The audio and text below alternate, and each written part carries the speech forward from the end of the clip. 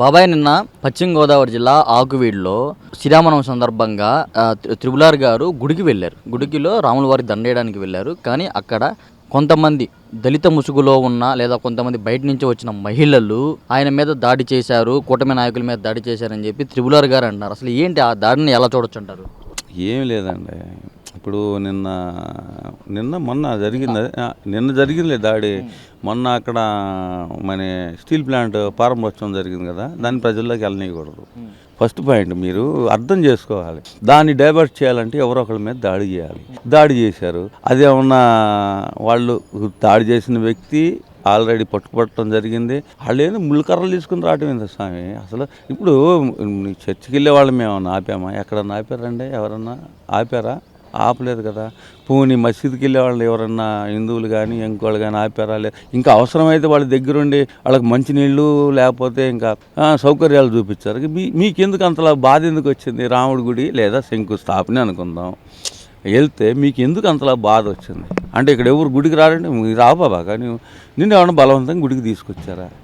తీసుకొచ్చిన సందర్భాలు ఉంటే చెప్పండి. మిమ్మల్ని బలవంతంగా బొట్టు పెట్టి తీసుకొచ్చిన సందర్భాలు ఏమైనా ఉంటే చెప్పండి. ఇది చాలా నీచము, హేయమైన చర్య అని నేనైతే చెప్తున్నాను. ఆయనైతే టాయిలెట్ చేస్తాడేమో కానీ నేనైతే చేయనబ్బా. అది నీచ రాజకీయాలకి అది ఒక నిలువుటద్దం లాంటిదా కనబడుతుంది. ఇది మన ఇంట్లో మనం బతకటానికి వేరే వాడి పర్మిషన్ తీసుకోవాలంటే ఇది ఎంతవరకు సమంజస సమయం? మనం ఉంది ఆడ ఇండియా అని హిందుస్థాన్ అనే భారతదేశం, భరతుడు పుట్టిన దేశం. ఇంకా అందరినీ మనం సమానంగా చూసుకునేటప్పుడు వీళ్ళేంది మనం అందరిని సమానంగా చూసుకుంటున్నాం. సెక్యులరిజం వాళ్ళు ఎందుకు ఎక్కడ పోయారు? నిన్న ఆ సెక్యులరిజం పార్టీ వాళ్ళు రావాలి కదా, ఆ సెక్యులరిజం పార్టీ వాళ్ళు రావాలి కదా, అడగాలి కదా వచ్చి, అయ్యా నువ్వు హిందువుల మీద ఎందుకు దాడి చేస్తున్నావు అని అడగాలా లేదా? తప్పు కదా అది. ఇప్పుడు సెక్యులరిజం అంటే హిందువు ఒక్కడే దాన్ని టాలరేట్ చేసుకోవాలన్నా, మిగిలిన వాళ్ళు చేసుకోరా? మేము అందరు మా ఇంటి చుట్టూరు ఉంటారు, అందరు పెళ్ళిళ్ళకి ఫంక్షన్లకి పోతూ ఉంటాం. దాన్ని మీరు విచ్ఛిన్నం చేయాలన్నా అవసరం దేనికి వచ్చింది? ఇలాంటి ఘటనలు అసలు మీరు ఎప్పుడన్నా చూసుంటారా? ఇలా పండగల రోజు లేదా ఇలా దండ వేయకూడదు, దండ వేయడానికి వెళ్తే ఇలా మేము దాడి చేస్తాం, ఇలా దాడికి పాల్పడతాం. దీనికి ఒక చిన్న ఉదాహరణ చెప్తున్నాను. పాత బస్తీ, హైదరాబాద్ పాత బస్తీలో వినాయక చవితి రోజు చాలా గొడవలు జరిగాయి. ఏందో రావి చెట్టుకు తగిలిందనో లేకపోతే ఇంకోటో. ఆ రోజులు కూడా పాతబడిపోయిన తర్వాత కూడా ఇంకా వీళ్ళు అదే శాడిజంతో బతుకుతున్నారంటే నేనైతే చెప్పలేను స్వామి. అంత శాడిజం ఎందుకు వచ్చిందో వీళ్ళకి? వాళ్ళు అధికారం లేకపోతే చచ్చిపోతారా? చంపేస్తారా? అధికారం లేకపోతే చచ్చిపోతారా లేదా చంపేస్తారా? లేదు, అధికారం లేని 10 సంవత్సరాలు కూడా బాగానే బతికాంగా, బతకలేదు. వైసీపీ వాళ్ళు చేపించారంటారా లేకపోతే అక్కడ ఉన్న మహిళలకి ఆగ్రహంతో వాళ్ళు కావాలని చేశారంటారా? డైవర్షన్ పాలిటిక్స్ నాన్న. ఇవాళ ఇంకో మీటింగ్ కూడా జరుగుతుంది కదా, దాన్ని అవాయిడ్ కాకూడదు. ఎందుకు కాకూడదు అంటే నేను చెప్తాను. ఇప్పుడు శాశ్వత రాజధాని కోసం అని చెప్పేసి వీళ్ళు ఒక మీటింగ్ పెట్టి దాన్ని అసెంబ్లీలో పాస్ చేసి పంపిస్తున్నారు పార్లమెంట్కి. దాన్ని డైవర్ట్ చేయాలంటే ఇదే ఇంకే 3 రాజధానులు 3 రాష్ట్రాలు చేయాలని ఆయన ఏమైనా ఉందేమో ఆయన మనసులో. మరి నాకైతే తెలియదు. మరి ఏం చెప్తాం దానికి? ఆయన మనసులో ఉన్నది మనకి ఎట్లా తెలుస్తుంది? తెలియదు కదా. ఎందుకంటే మనకు అధికారం పోయింది, దోచుకోవడానికి లేదు, దాచుకోవడానికి లేదు. ఇలాంటి వ్యక్తుల గురించి మనం మాట్లాడటం కూడా వేస్ట్ అనిపిస్తుంది సార్. జగన్మోహన్ రెడ్డి గారి గురించి పెమ్మసాని గారు ఒక మాట అన్నారు. మీరు వ్యక్తిగతంగా బాడీ షేమింగ్ చేయొద్దు, మమ్మల్ని ఎదుర్కోవాలంటే రాజకీయంగా సబ్జెక్ట్ పరంగా ఎదుర్కోండి అని చెప్పి పెమ్మసాని గారు అన్నారు. ఇలా మీరు బాడీ షేమింగ్ కనుక చేస్తే నేను ఒక్క మాటతో చంపేయగలను, కానీ నాకు సంస్కారం అంట వస్తుంది నేను అని చెప్పి జగన్మోహన్ రెడ్డి గారు అన్నారు. దాన్ని వైసీపీ వాళ్ళు ఎలా తీసుకుంటున్నారు? పెమ్మసాని చంద్రశేఖర్ గారు పరిపాలన చేస్తారు, అభివృద్ధి చేస్తారని చెప్పి ప్రజలు ఓటేస్తే ఇలా రౌడీజం చేస్తున్నారేంటి? ఇలాంటి వ్యక్తిని ప్రజలు గెలిపించుకుంది అని చెప్పి వైసీపీ వాళ్ళు అంటున్నారు. ఆయన రౌడీజం చేయాలనుకుంటే ఇవాళ మీరు రోడ్డు మీద తిరిగేవాళ్ళ?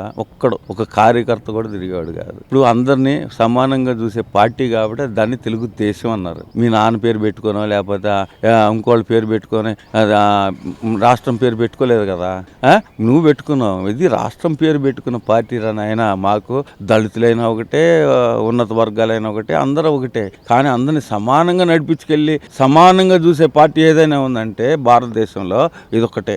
ఒక మతానికి సంబంధించింది కాదు, ఇది ఒక రాష్ట్రానికి సంబంధించిన పార్టీ. దాని గురించి నేర్చుకోవాలి. రేపు పొద్దున తెలుగుదేశం పార్టీ పర్టికులర్గా చేద్దాం. తెలుగుదేశం పార్టీ ఆవిర్భావ దినోత్సవం.